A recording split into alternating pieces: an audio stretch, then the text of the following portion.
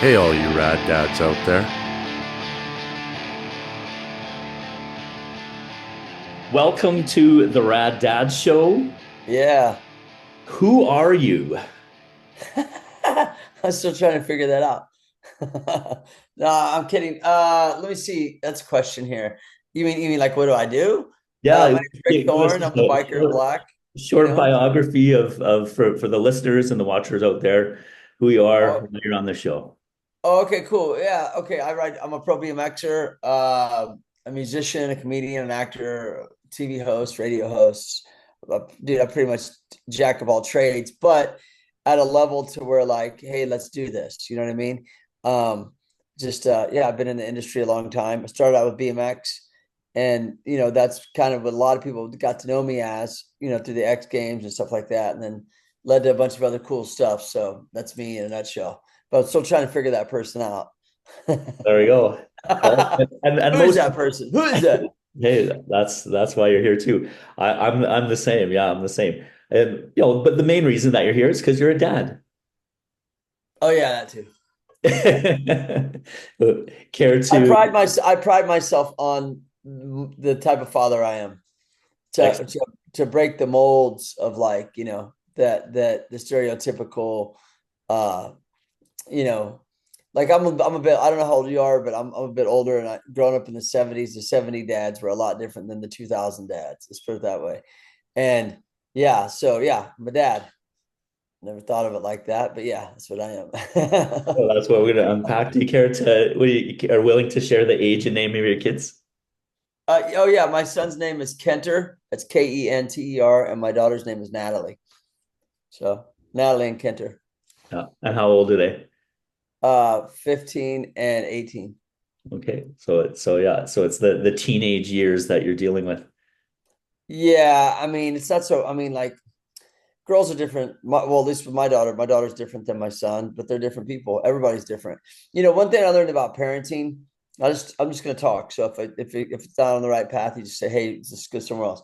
One thing I learned about parenting is that I've learned, especially recently, is I can't like think like they think like I do. In other words, like how I approach things, how I feel about things, how I am about passionate about what I do. They not to say that they're not, but they're not passionate about the things that they want to do. I'm saying, but they're not me. In other words, like, and I took me a second to realize that, especially as them becoming teenagers and becoming adults, technically 18-year adult, is that, I knew what I wanted to do at a young age. Not everybody knows that, but my mind's wired to like, oh, do it. You understand what I'm saying? And not everybody has that. Like they put this pressure on kids that they're supposed to know what they're gonna do right when they get out of high school. Bro, like not everybody knows that. You know what I mean? I knew I wanted to ride bikes at 12, but I'm looking at it through my head and my eyes, right? And so that's one thing that I had to learn, especially recently, is just to be a bit more patient, with saying like, well, what my daughter wants to do with her life, she's out of school now and stuff like that, you know what I mean? And to apply pressure, but not to the amount of pressure to where it's like, you know what I mean? Like, you got to go do this, you got to do this, you got to be this, you got to be that. I just want them to do something with their life. Does that make sense? Totally. Yeah, I'm a school teacher, and so I work with kids, have three kids of my own as well, and so to completely understand that. So how do you foster that then? Like, how do you allow them to kind of discover who they are, but at the same time be like a parental figure, and then kind of steer them on that same path? Well, the thing is, my son, he's easy because he knows what he wants to do. Yeah. Now it's not easy, but I'm saying he's like me. He knew when he was a young kid that he wanted to play football, and that's his dream, and he wants to be a pro football player. And most people go, oh yeah, it's too hard, or oh, only this percentage makes it in. I'm like, be that percentage. I was that percentage as a bike rider. Nobody handed me anything with bike riding. You want something, you go after it. If you want it, go after it. Even if it is football, go after it. Of course, it's hard. A lot of, but that the reward is when you make it. Um, with my daughter, it's different because she wants to. She graduated early at 17, and she wants to take a break and she wants to hang out and do her thing. And I said, okay, but next year she's going to go to school. She has an idea what she wants to do. But I've been a bit more patient with just telling them that have a plan. And sometimes if that plan, you might change your mind, you know what I mean? You might be like, well, I wanted to be like a doctor, just, whatever. And then, oh, I changed my mind. I want to be this. It's okay. Because sometimes people got to figure out what they want to do.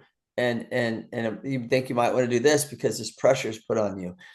The thing is that it's a weird balance, bro, because you have kids. You want to apply pressure, but you don't want to apply too much to where you're like forcing somebody to do something for your sake. So, but you want them to do something and not just hang out. So it's like a weird balance, It's kind of tough.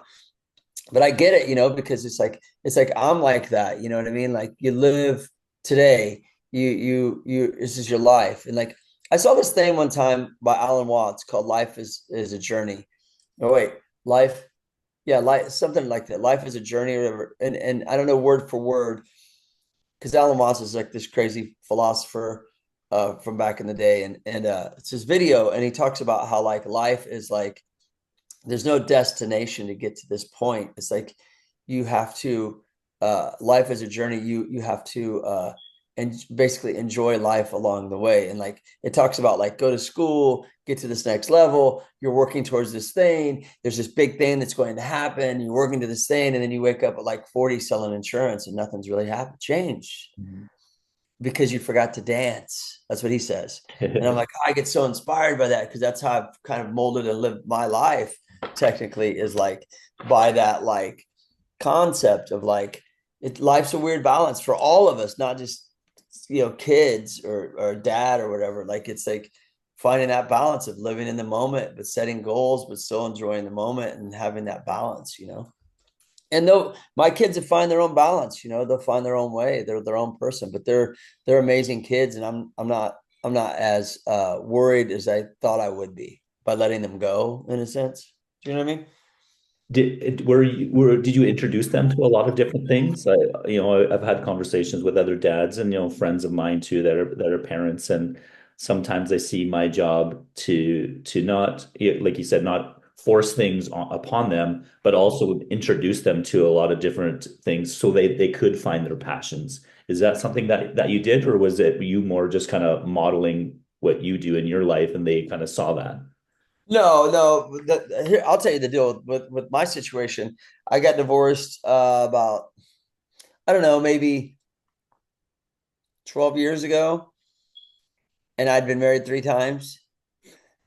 And I said, dude, I gotta stop this. Both of my kids, though, are from the same woman, my last ex-wife. And so I'm like, okay, like I need to stop. And so I said, I'm gonna stay single and raise my kids. Okay. And I did that because I wanted to devote my time, because I didn't have that, because my dad left us, and I wanted to break that mold of like, that the deadbeat dad thing. There's deadbeat moms too, dude. Like wake up. Like just because you're a mother does, and I don't mean this in any disrespect to anybody, but just because you're a woman and your mom doesn't mean you're a good mom. I mean, let's just be real. And I wanted to break that mold of like that stereotypical of like deadbeat dad shit. And I said, well, I'm going to devote all of my time to them and stay single. And I've stayed single for 12 years. And so, to answer your question, did I let them figure out what they wanted to do? In a sense, yeah, they've always been in sports, to pick the sports they want, the arts they wanted. I've always pushed the arts and the sports as being like very important, because being able to express yourself is huge. You can go to school, get your degree, and never express yourself, and then you think all you gotta do is go get drunk to express yourself, and that's not really expressing yourself. You know what I mean? So it's kind of like I allowed them. I've been their friend along the way, and that's been a whole nother balance, because you can't just be their friend, you have to be their father. So I didn't like say, to answer your question, like I didn't say, oh, you need to follow in the footsteps I did, you need to be a bike rider, you need to stick to this, you need to be an athlete. None of that. But I always felt like having those outlets of expression, especially through sports and through arts, and encouragement to like, music and stuff like that, gave them, gives a person a sense of being, I think. And so for them, I just, like I told my daughter, I said, look, you're out of school, take a year off, but you got to have a job. You got to get a job. and you got to set goals and realize that, like, right now you're having fun, you got out of high school, I get it, you want to have fun, but at the same time, you know these are things you're going to have to learn some things on your own, and sometimes in life, and it is like a tough love thing, I think, is that you have to learn some things on your own, you have to experience things on your own, you have to learn how people are, you have to learn how the people are around you, you have to, you know what I mean? Does that make sense? Like you may say, like, oh, I like hanging out with my friends. It's like, well, you can't make your friends everything, because your friends are going to be gone one day. And I don't mean it in a mean way, but people have to take care of themselves. And they haven't quite understood that yet. Does that make sense?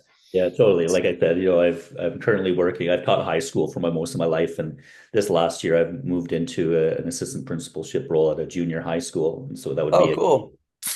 right. So we're talking about grade 7, 8, 9, and yeah, it's just interesting. And my oldest son is in grade 8 as well. He's 13 years old, and so kind of seeing him navigate that and Is that um, your oldest?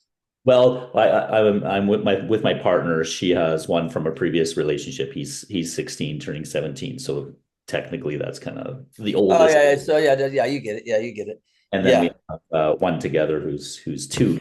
So got quite the Cool. gamut there. And going back to my point, like I've been with dealing with kids for a really long time. So I'm 47. 23 years in education and seeing all of that. So where was I going with that? Basically going with the idea that, yeah, they kind of, at high school, and they think their friends are so important. And if I look back at my life, I have 2 really good friends that I met in high school, but the rest of them, like, you know, you go on and do your own thing. So it's hard sometimes to kind of have those conversations with kids, or help them realize that, yeah, like, friends are important, of course, and having that network and that community, but at the same time, you need to kind of forge your own path. And so I'm really big on kind of finding the passions, and that's why I like talking to dads like you. It's like, I think you kind of have the same mindset as me, is that you're finding those passions, and it's important to find that creative outlet as well as that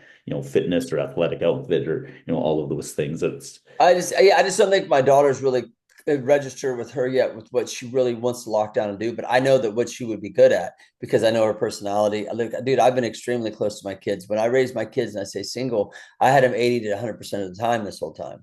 Nice. Uh, yeah, single-handedly in California with no family and no girlfriend, because I chose to stay single, and I wasn't dating around. I dated one girl. I dated 2 girls in the last 12 years, one for a month and one for 3 months. I've stayed extremely, and everybody's like, how the hell are you doing this? I was like, because I wanted to focus on my kids and focus on rebuilding my life back, because that last divorce, I lost everything and had to start over. I lost the house, everything. I had to move into a little apartment.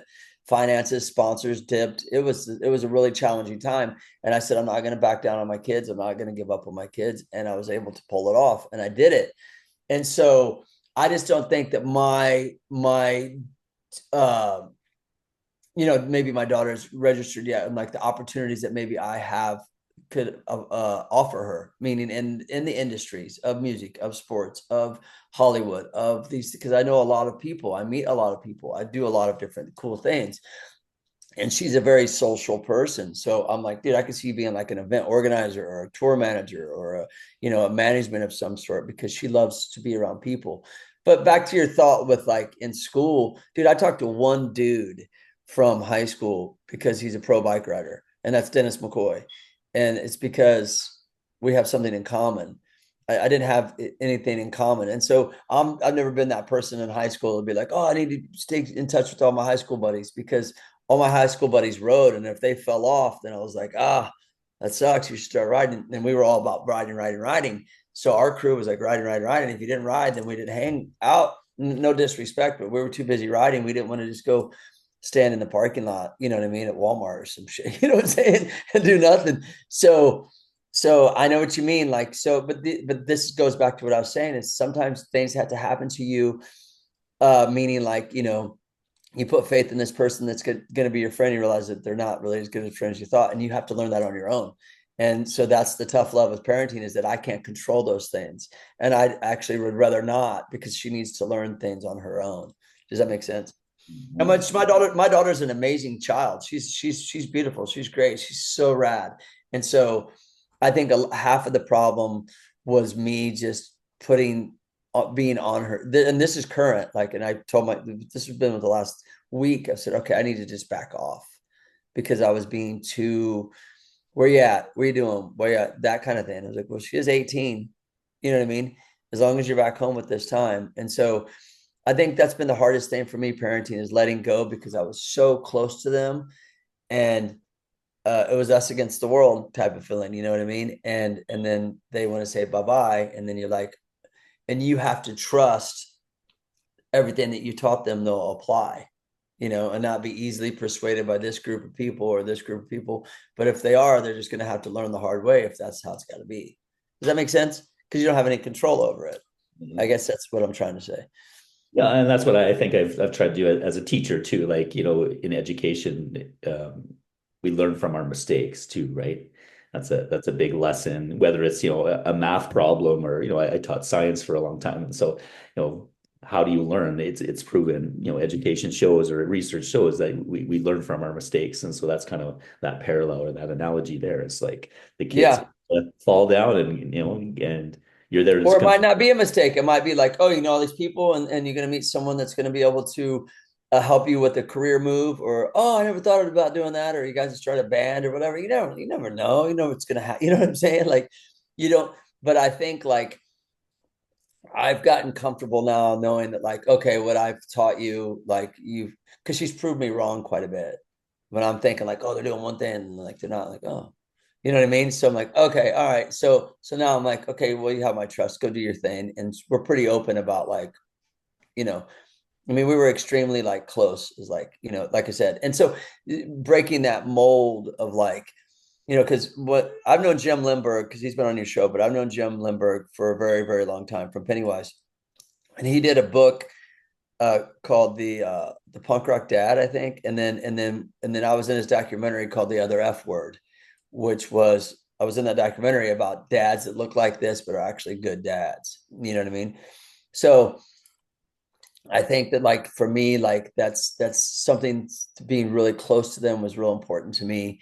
And then, and no matter what people thought about what you look like or how, you know what I mean? And so for me and the trust with them is like, it was more me just having to trust them than them trust me. Does that make sense? I don't know where I went with that, but like, it just being able to be comfortable with the fact that, and also too, I'll be real with you, dude, being single and being 55. And now my son's going to go to college. She's going to go to San Diego college next year. That's her plan, is like, and then I'm here going, oh, wow, that just all happened. What's next for me? And I know what I want to do, but it is a sense of bit of emptiness in a sense, because you've devoted your life, at least I did. And when I say life, I mean like, yeah, nobody never got left behind, to like go like, oh man, like, oh, all right, that was quick. Does that make sense? Yeah, well, it's a cliche, but life, has that tendency to kind of forge it really quick. Yeah. And then I, even though I've thought about myself this whole time, because I would take care of myself, but now I'm like thinking like, well, what's my next chapter as a dad? You know what I mean? As like, as a what's, and I think that with that train of thought made me feel like a bit insecure. And that's why I would be like overprotective of her, which would create the tension. And that's when I had to like accept the fact that like, this is going to be my life and what I want to do now. And these things are going to change. And then I was able to like ease up on her, because I was trying to hold on to this thing, like hold on to it. Like, no, I don't want to be alone. I don't want to be out in the wild at the 55 single. I don't even know how to be in a relationship anymore. Like, I feel like I'm like, what am I going to do? But I know what I'm going to do, and I know what I want to do. But sometimes that insecurity would come in, and you'd be like, but I want to hang on to that past when you guys were kids, and like when it was us against them. And now it's like, but now this is the reward. This is the reward to parenting, like by myself. And so I started to freak out, because of my own personal issues about like, I don't want to be alone. No one wants to be out there alone in their life, but you have to let your kids go and grow and live their life. And so yeah, that's something that I've like. I guess this is all going with parenting and being a dad. Is this my story? Is just like I had to uh just accept, and then it got got easier. It's like, all right, well, it's not going to be so bad. You know what I mean? Like my son just went with his mom for like 8 days to Utah to ski. And at first, it's like, damn, and I'm so involved in my son's the football training. When I say football, it's American football. So it's like uh, we're going back and forth to Orange County 3 times a week or a couple times a week, El Segundo, like the gym, the park. It's at another level. It's like when I was riding bikes, it's like at the highest level of training. And I'm so involved with that. And then it's like, okay, bye. And it's just like, and I'm like thinking, what am I going to do today? And people go, well, you do so much. I'm like, yeah, I know I do, but still now I was like, this is going, and I started to realize like this is what my life's going to be like. And that's okay. But at the beginning I was kind of scared because I was like, oh man, like no one ever told me that this part of parenting but this part sucks. you know? I can relate. So when I split with my ex, like, my son was 3 at the time and he's 13 now. And we eventually settled on kind of like a week on, week off exchange. Son would come with me Yeah. a week and stuff. And so that week, that one of those first weeks when he wasn't with me and I wasn't there 24/7, that's the same kind of feeling. It's like, okay, what do I do? I could, Yeah. sit with my buddies at a bar and drink my face off, or go do something creative. Yeah. Yeah. Well, So yeah, absolutely. And I mean, I know what I want to do and I know what I'm going to do. And so, and I think that that's like, and that goes back to what I said earlier. I can't, this is off the subject of what you're saying, but I just thought of this is I can't think that my kids think like me. Like I'm a definite, like, oh, I'm going to go do this shit right here. I'm going to do this right here. And no matter what, I'm going to do this. And so, it was it's just a change. And I'm not saying that it's bad. It's just, I want my kids to grow and have their own families and do their own thing. And I don't, who wants to have a kid living at home at 30 in the basement playing video games and shit? Like that ain't gonna happen around here. And they already know that. But that's the weird balance of parenting, man, that like no one ever really told me about. I didn't know, you just do it, you know what I mean? But I've had two extremely really good kids in the sense of like, anyone out there that's a parent that's listening, I think one of the most important things that you could do with your kid is to be close to them, open and talk about things, because we've always been that way here. I've always been, it's like, do you ever feel that way? Like you want to be a friend to because I've heard people say, oh, you can't be a friend to your kid. You got to be a parent. But it's like, but you can be somewhat of a friend. Like you don't have to be like this. I'm a parent and the mean and disciplinary and everything's, walking on eggshells all the time. You could still have like fun. You know what I mean? Do you feel that way with your kids too? yeah, totally. Especially with my son, who, like, again, the 13-year-old, he's at that age where, the relationship is obviously a bit different and he's, a lot more independent. And so, I'll give you an example. Last April, um, I took him to Vegas, flew down to Vegas, saw the Bad Religion and Social Distortion show, Oh, and then sick. took him. He's really into hockey, and so I took him to a Vegas Knights game, and then went to the punk rock museum. So those things. So I'm really into kind of punk and music. I have a cover band called Dad Religion. My son plays. Sick. He sings. Yeah. He sings a couple Black Flag songs with us, but I've never like forced it on him. It's just kind of my world, and so we again do a bad religion kind of cover band type stuff. So he's kind of in and around that music all of the time. Not really that into it, but willing enough to go to the show. And that was probably one of the most emotional experiences I've had so far with my son, where he was sitting beside me at the Virgin Theater in Las Vegas, singing along to the Bad Religion songs. And like it had brought a tear to my eye. I can't explain it really. It was just that. So when you talk about being a friend, like I thought in that sense, I was more stoked to go with my 13-year-old to Vegas than with some of Yeah. my buddies. and we had Yeah. a, so yeah, so there's that piece is again, it goes back to what you said. There's always that balance, right? Between. Yeah, and also too, I don't think there's really I mean, I've always kind of been the kind of guy that's like I don't really do what other people like say. You know what I'm saying? Like in other words, I don't mean how can I let me rephrase that.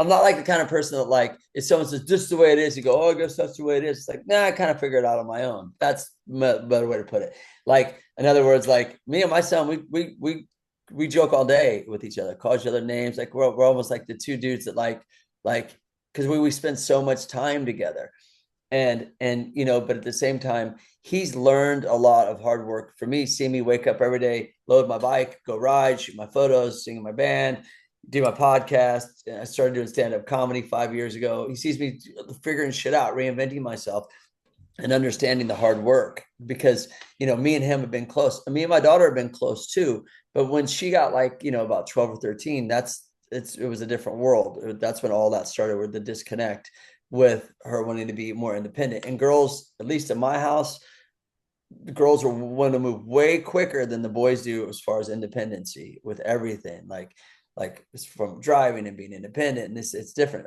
My son, he's very passionate about what he wants to do, but some things he's a little bit more laxed on. He wants to he takes his time on a little bit. Like he's not in a hurry to drive as much as she was, stuff like that. You know what I mean? Or it's just different. But we're super close to each other. So for my son, it's different because we have a different understanding. Our relationship's different. Not that it's forced differently or wanted to be differently. You know what I mean? But it was like we just understand each other differently. I think that's maybe because we're dudes and we're guys and we argue differently and we just approach things differently. Not to say that me and my daughter don't get along, but it is definitely a completely different relationship that they both have to be treated differently.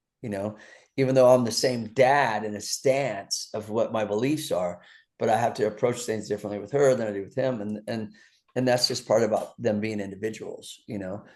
But yeah, I try to be friends as much, but I said, with my son, he's a lot easier because he's driven with what he wants to do. And he's got this thing and I relate to that because I'm like, oh, cool. That's like me riding. Like, yeah, I get it. So when you're with your son, punk rock, and you're singing and stuff, you were probably stoked because oh, this is great. This is and with me, I kind of with him with football, I never really was into football. I was into football as a little kid, but I ain't never going to do this because I didn't have the family structure for it because it's a lot of work for the parents. And but I had to learn the game and I had to learn a lot about the sport in order for me to help him get where he wants to go. So, it's just it's just a balance, dude. It's just I think when you are somewhat of friends with your kids, there's nothing wrong with that. I don't think that that's a bad thing. You always got to be mean and shit and this, but you have to put your foot down. And when you put your foot down, there has to be a different kind of attitude about being the friend. Does that make sense? Yeah, totally. I don't see a problem having fun with your kids and laughing and joking and being bros, but it comes time to dude, get your shit done. You gotta get your shit done. You know what I mean? But I've been pretty, like I said, I guess what I'm trying to say is I'm lucky with my son because I don't have to be. He's easy. He's a straight A student. He's, I'm not saying that my daughter's harder or one's better than the other. I'm not trying to say that. I'm saying they're just different. My daughter's just, she's socially different. She likes to be around a lot of people. He doesn't as much. So they're just, you just have to treat them differently. They're both rad though. Both have great qualities. So, Do you you consider still got to have fun, bro. You know what I mean? do you consider yourself a rad dad? Yeah, absolutely. Yeah, because I've taken my kids, I've always included them in everything.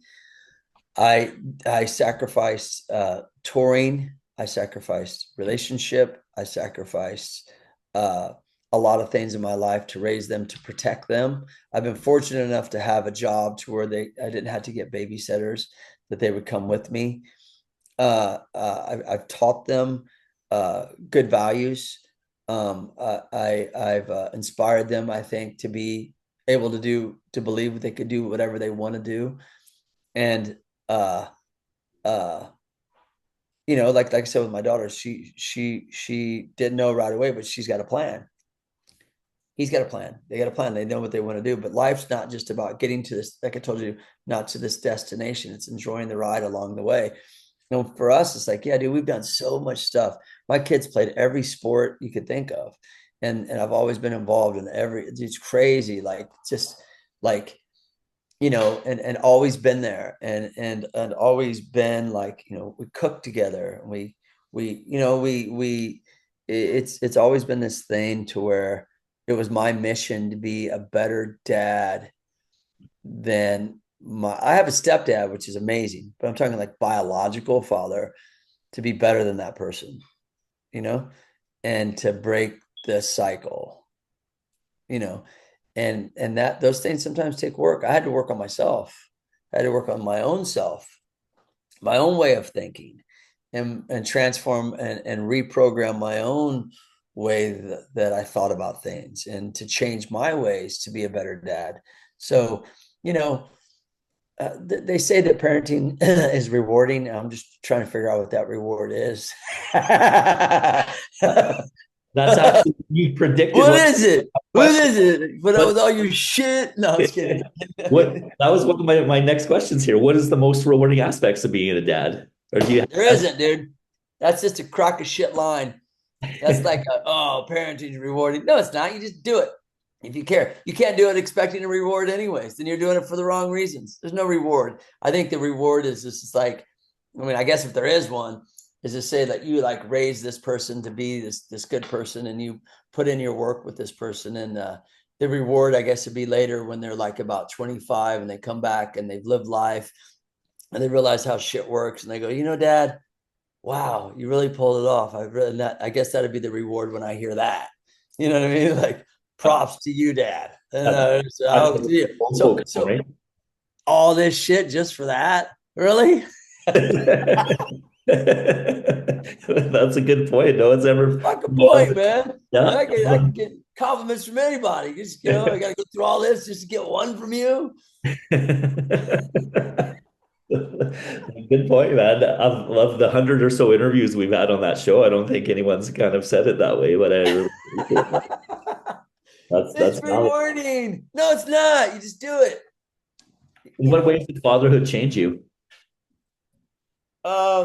You mean in what way? Like, to be like, did it?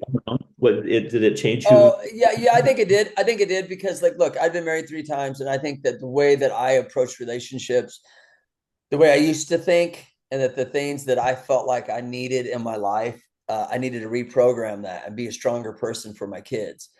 The issues that I faced, like abandonment issues, people pleasing, these are the things that I used to be.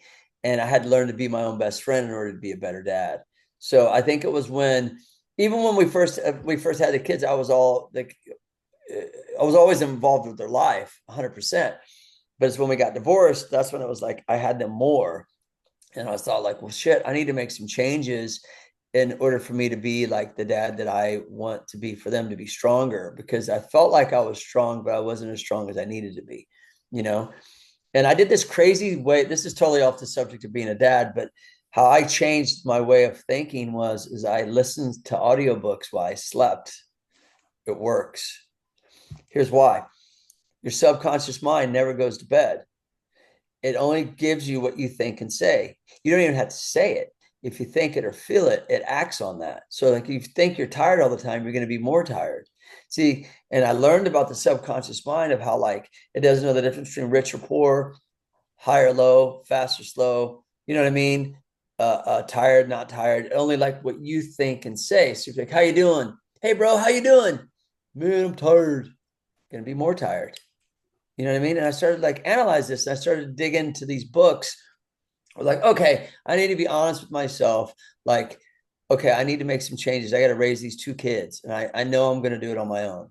Okay. But the way I'm doing it is, what am I going to run and get another relationship? I don't want some girl raising my kids. I want to raise them. I mean, look, I went out with this girl for 3 months. She tried to tell me how to raise my kids. I broke up with her. I don't want to be told how to raise my kids. because I wanted to do it. And maybe that's just the DIY punk in me, but I felt like this is an opportunity for me to grow and for me to devote my time to be the dad that I didn't ever had, devote 100% to them, and to raise two solid, human beings. And so I listened to these books, and I found this guy. Since you're into punk rock, you might like this guy. His name is Napoleon Hill, and he wrote the book Think and Grow Rich. Yeah.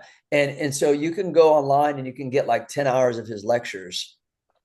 I got like, I think it was, at the time it was like $2.95 or $3.95. And they're actually lectures that he did back in the day in front of an audience, talking about like, the mind. And it was a lot of the stuff that Napoleon Hill talked about was from a business perspective, but he did talk a lot about like the way that your mind works, and the way that like you can feel about yourself, and the way when you eat, how you should feel when you're eating, stuff like that.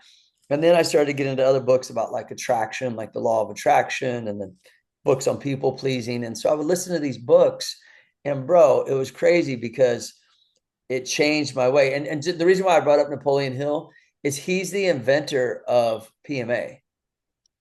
A lot of people want to credit Bad Brains for PMA. There you go. That's it.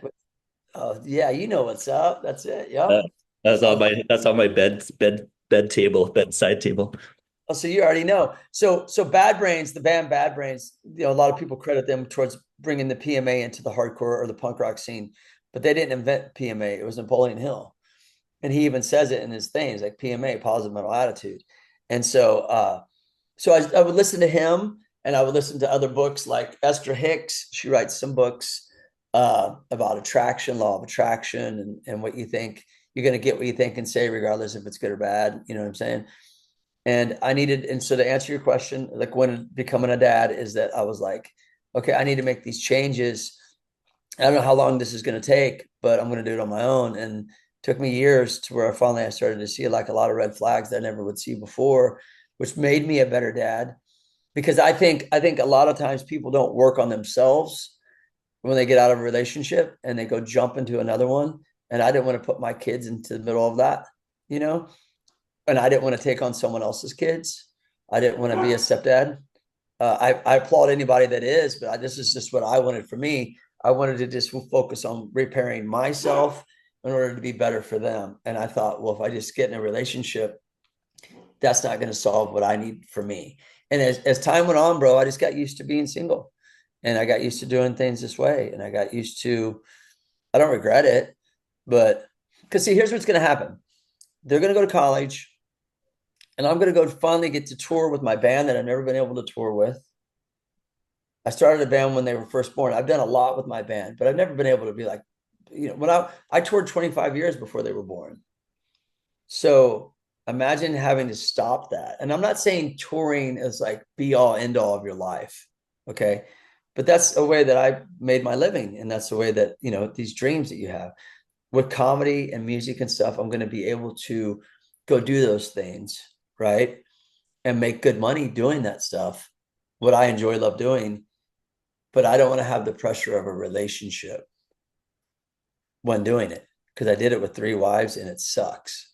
So I'd rather stay single for now. You know what I mean? So I guess that's what I'm going to do now that I feel like my kids are going to be on their way. You know what I mean? That was always part of my plan. So I don't know why I went down that road to tell you that, but you asked me like, when did I feel like to be a better dad? And that was when I said, I need to make changes because I have these kids to raise. I got to learn how to cook. We can't afford to eat out all the time. Can't eat out every meal. I got to learn how to cook. I didn't know how to cook. I started and then me and my son started a cooking show during COVID. It was funny, like we've always been together with stuff. So that was probably the most time when I was like, all right, even though I was a dad before we got divorced and I was in their life, I really had to make a lot of changes when we got divorced. That was the biggest. Because, you got to understand, you live a certain life, you worked your whole life to be a certain life, and you make money to provide for your family. And then like all your shit's gone. You got 2 kids, 2 dogs and a cat. You're moving back into a little apartment. You had to get rid of your house you worked your whole life for. And like, what do? You have no help, no support. So instead of going, oh, I need to find somebody to be happy, no, I need to find me to be happy in order to make them happy. And that's kind of how I took it as like the challenge. I took the challenge. It wasn't easy, but it's cool. You know what I mean? So back to your question, what's the fucking reward? The reward is I got better from me. That's the reward. It ain't about you kids all the time. I love that. Like that, and that's one of the things that we try to do with Rad Dads and like the organization and the podcast too, is to kind of there's nothing wrong with saying, how can I say this without, like I've had some flack or some people say that maybe I'm kind of wrong, but I think it's important to take care of yourself. By me going Not to wrong at all. by me finding my creative outlets, by me finding time for myself, I just become a better father, a better dad, a better human, a better and all of those things. And it's just interesting sometimes how we have to like you talked about sacrifice. And I see sometimes dads that just look miserable and they talk about how they've sacrificed so much, but they've never really done anything for themselves. And there's guilt, I think, associated with doing that for some reason. And I don't know why that is. And that's kind of what we try to do with this show. You mean the guilt of saying like, oh, sorry to cut you off on my bad, but like, if I take care of myself, that's bad. I need to take care of my kids first. Dude, here's the reality. Kids are going to be fine. Kids are going to adapt to like, there's a lot of people pleasing, I think, that could happen with a parent with their kids, and then the parent forgets about themselves. And the thing is that like let's say my case. Oh, okay. So let's just say I stayed single. I wanted to raise my kids. Now they're going to college. What's left for me? What am I going to do now? That's most parents. Maybe that might be most, like if you're a soccer mom and you're a stay-home mom, and that's you because you didn't work on anything but your kids, and now you're like, look, lost. What am I going to do? Me, I haven't been lost. I've been steady, reinventing myself, like this fire of like just constantly creating things. I can't go on tour. Cool. I live in California. There's so much cool shit to do here. Let me reinvent myself. Oh, let's start this TV show. Let's start this podcast. Let's start this band. Let's do stand-up comedy. I've been boom, boom out there doing my thing and that's another reason why I stayed single. I didn't want to have my kids all day and then go on a hike with someone. That didn't excite me. You know what I'm saying? I'm not being an asshole.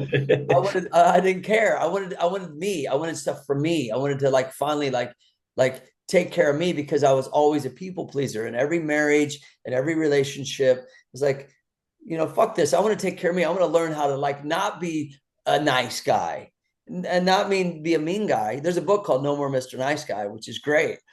It's about taking care of yourself. And more people need to hear this. There's nothing wrong with taking care of yourself. You're supposed to. You're supposed to take care of yourself first. You're put on this earth for that. So, the guilt that people have is that like the kids always have to be first.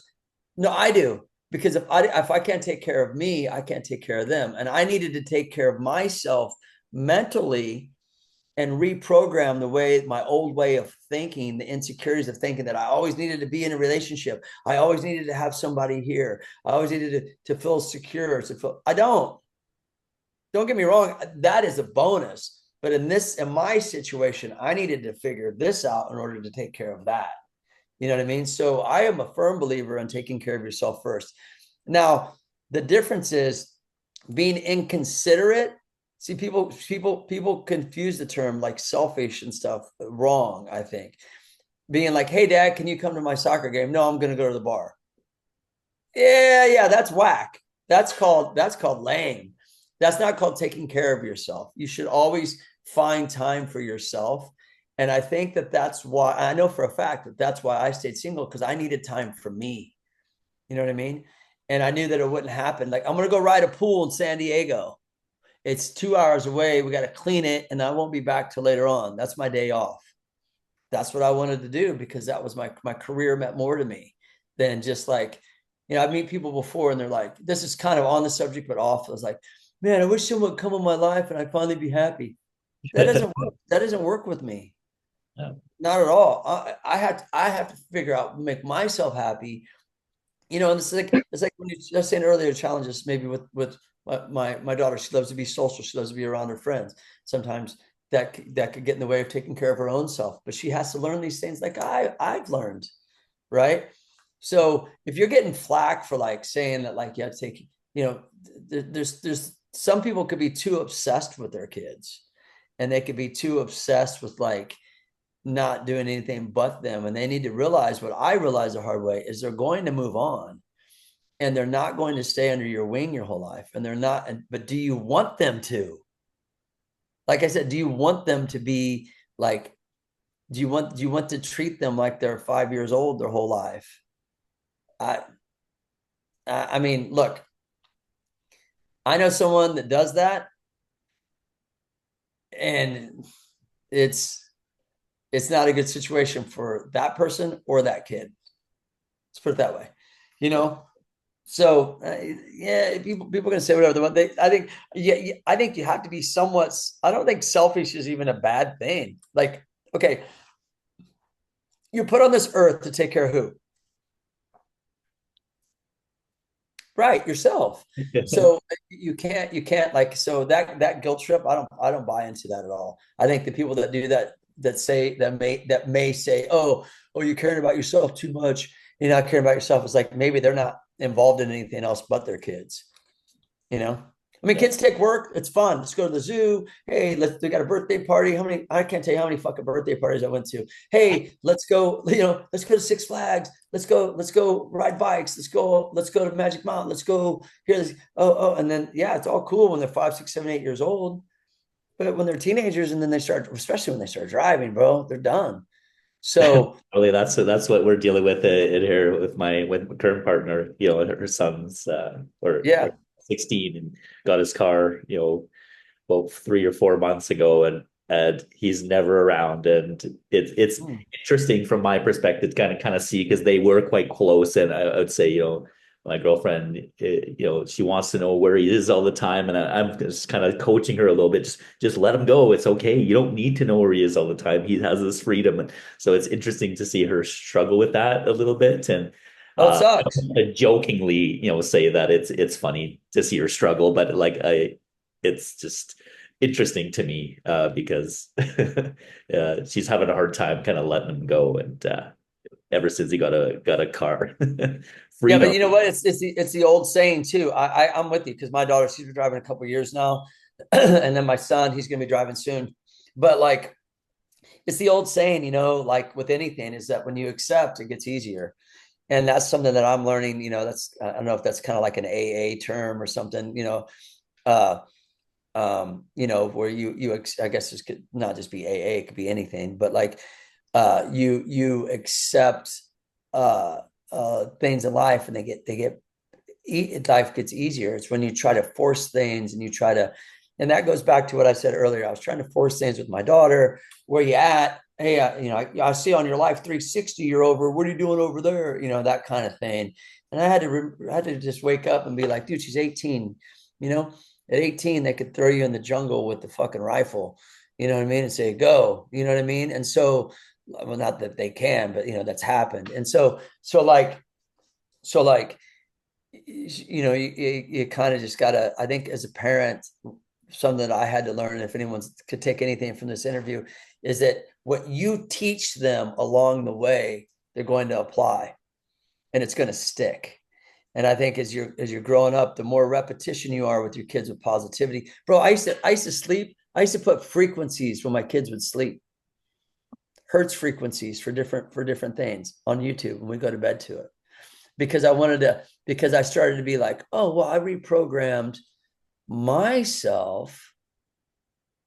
Let me see if I played this shit for me. And it's crazy because when we would all sleep in the same bed with the dogs and cats and everything for like years after we like, I mean, when they were kids, when we got divorced, and they just always wanted to sleep. We always just, would fall asleep watching TV and stuff.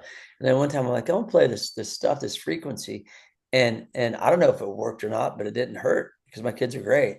But there's different frequencies for different like hertz frequencies for different things, like that you may be struggling with or whatever.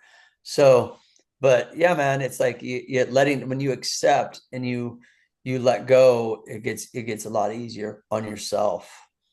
But if you don't have anything else to do but your kids, and you get scared as a parent, like, what am I going to do? You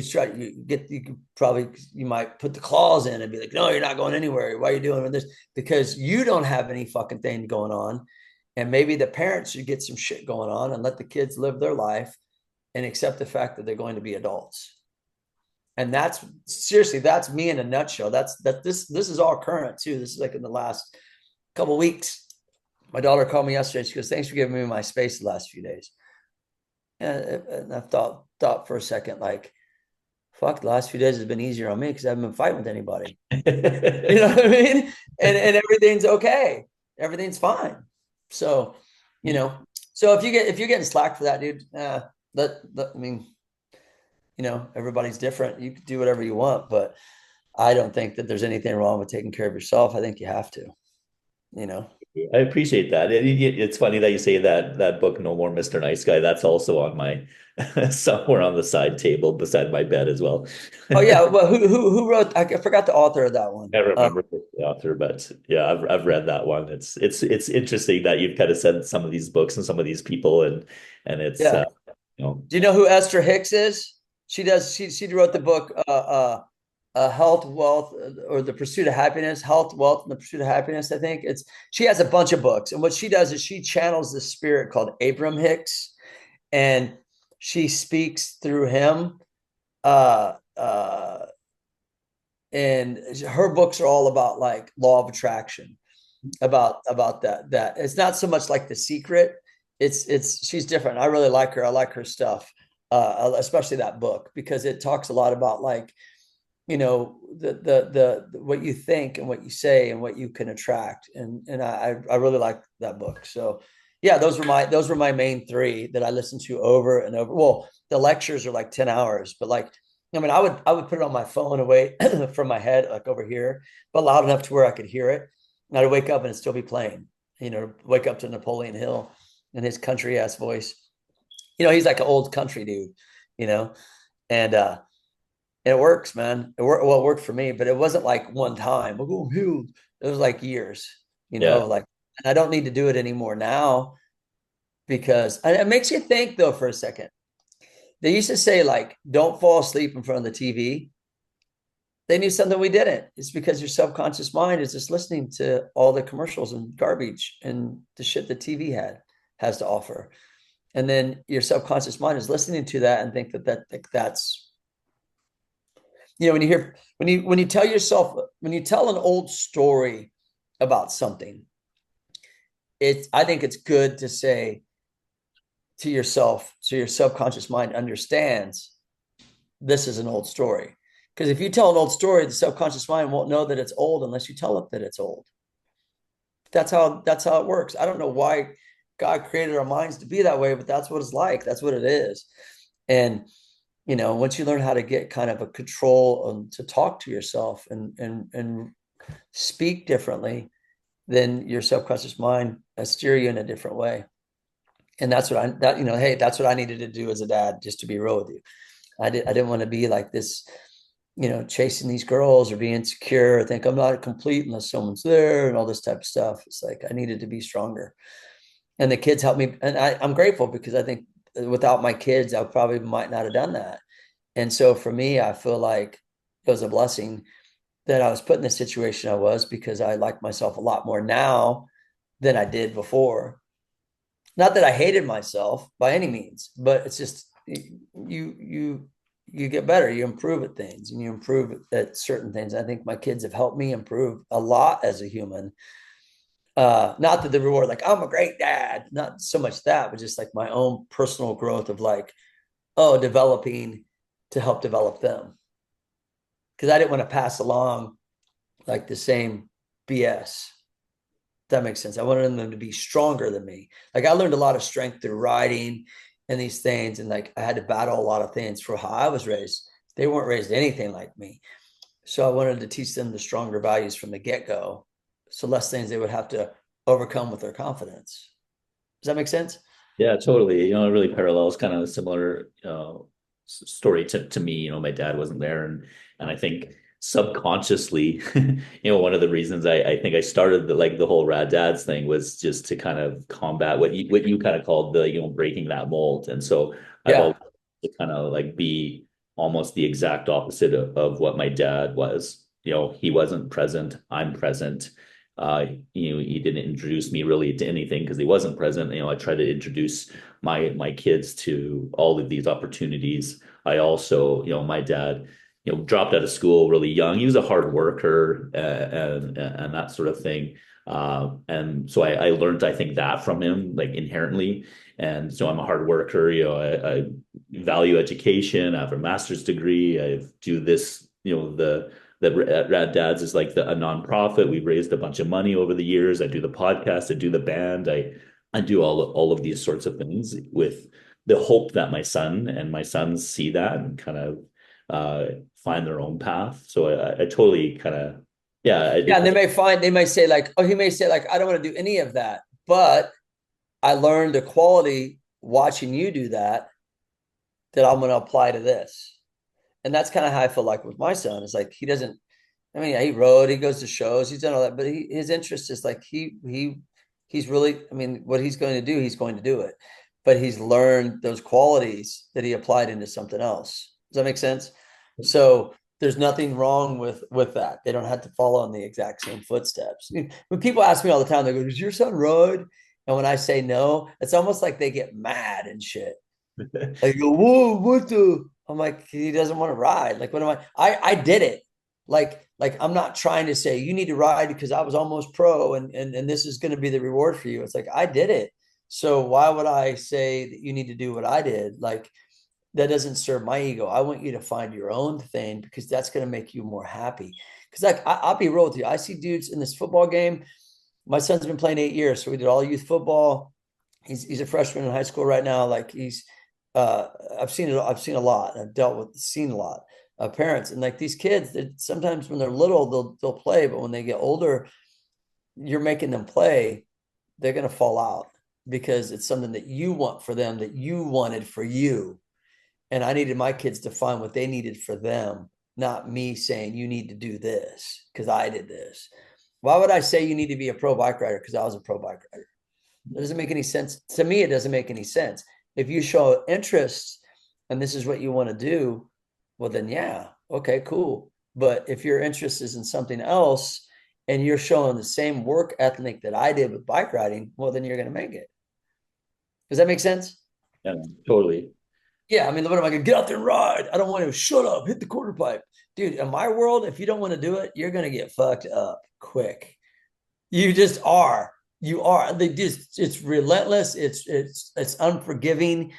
BMX is a sport where it's like sometimes you feel like your bike does not care about you. Do you know what I'm saying? Like when you least expect it, you're blam, knocked out. Like, I'm just being real. And if you don't have a love for it, dude, you're just setting your kid up to get destroyed. Like, they got to want to do it, man. That's it. Totally. So, last few questions. Sorry for cussing on your podcast. No, all good. Last few questions. What's next for you? So this is here's an opportunity to talk about your goals. What can we expect from music, comedy, bike riding, repeat. And I got my podcast. My podcast is the Rick Thorne Show. It's doing awesome. I used to do my show, and now I have a studio, which is cool. So I have guests come in. It's pretty cool. You should check it out. It's called the Rick Thorne Show. My band, Good Guys in Black, comedy, touring, with that, and then also too like new music, write new music, and I just keep reinventing myself and keep writing.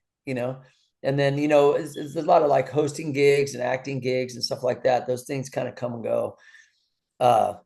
Especially with acting, because you don't really have like a lot of say in that. You know what I mean? You kind of got like, you try out for the part and you either get it or you don't. But I just got a new agent, which is cool because I'm going to be more aggressive with like, my time is going to be a lot different than it was. And so I'm going to be a lot more, not that I haven't been aggressive because I have, but I know that I also have been on a leash, meaning that like, oh, I got to ride till 3 and I get to pick up from school. And then after that, it's football practice. So I got this window period to do these things I got to do. And that's going to open up quite a bit, which just means I'm going to get a lot more like, not necessarily creative, but just a lot more like aggressive about like playing gigs and being more, out there. So that's the main thing with what's going to happen for me, which I'm excited about because, the main thing too, to keep yourself motivated and you're in a band and you sounds like you got a lot of things going on and you get it, trying to be a dad, you're doing all this stuff and you're a teacher and stuff, reinvent yourself. I started doing this headphone series online where I sing to songs and it's just fun. And like one day I was just out riding. I'm like, I want to sing this Danzig song. Just, and people really liked it. I was like, well, I'll do another one. And then people were like, this is great. This is a great idea. And the next thing I know, I had like the drummer from Bauhaus. My buddy had hit him up. My buddy Danny Lohner hit him up. Did you just see this guy? I had Chuck D repost from Public Enemy repost my thing. I had Adrian Brody like photos. I had Channing Tatum. How do you say his name? Tatum. Yeah. Yeah. Like and follow me. Like all these people started to like respond to this thing, this headphone series. And then I started looking like, damn, that one got 1.6 million views. I'm like, whoa, this is crazy. So then I started to pay, and really what I'm doing is just paying respect to songs that I like. And it's actually practice for me in a way to where I reinvented myself vocally, because you try to hang with someone that could sing way better than you. And then you learn their writing style and you're like, oh, and then you start to understand the structure of songs and music. Not that I didn't before, but vocally, it's like if you're a guitar player and you do other people's songs, it makes you a better player. You're like, oh, I see, this riff, I see this way this dude writes. And like when you're a drummer with these fills, I got this, blah, blah, blah. And so vocally, it's made me a better vocalist where I've had I did one with Ephraim. I did one with Mike from MXPX. I did one with Skinny Vinny. Like the one with Mike from MXPX was rad because I'm singing his song and then halfway through he pushes me on my bike and he sings the other half of his song. Super cool.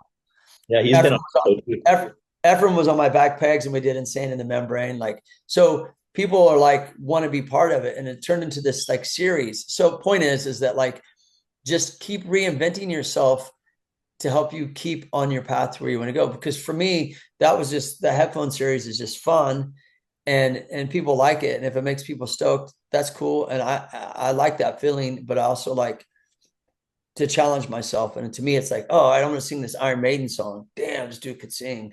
I thought I could sing. What? You know what I mean? You try to hang with the big dogs. You're like, what? I'm only going to sing this part of the song where he's not hitting the high notes.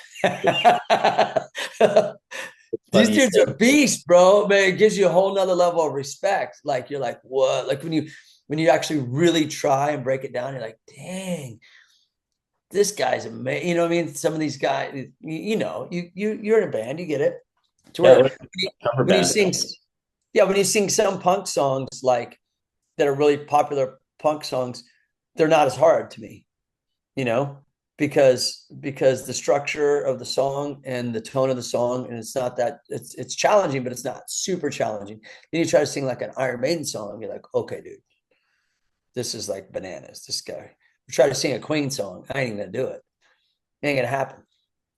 That to me is like, whoa, these guys could really sing, So anyhow, that's what's next for me, man. Just music, comedy, entertainment. Yeah, I mean, and I'm excited about it. I'm not as like insecure as I was maybe 6 months ago about like my kids getting older. What am I gonna do? Poor me. Oh, I'm so alone. All that kind of shit. So no, man, you'll be all right. You get out there, you're gonna do your thing, and you're gonna like be what you're supposed to be. So that's it. So you kind of touched on it in this the answer the last question, but any last words of wisdom to any of the new dads or old dads watching and listening? I mean, anybody that's out there as a dad, like, I mean, you never really like, you got to learn, like, I don't know how to say this, but like, the more involved you are with your kids, the better off you'll be in the long run, I think. The more you are involved with like being there and talking to your kids about stuff and being open with them and being real with them in a positive way, but be honest with yourself about like, breaking your molds to be a better dad, because if you need to do that, and I needed to do that. So I mean, anyone out there, like, just don't ever give up on your kids, and like, or also too, more importantly, is don't give up on yourself, because the second you give up on yourself, you've already given up on your kids. So that's Awesome. my, yeah, that's my advice. And stay rad. Yeah.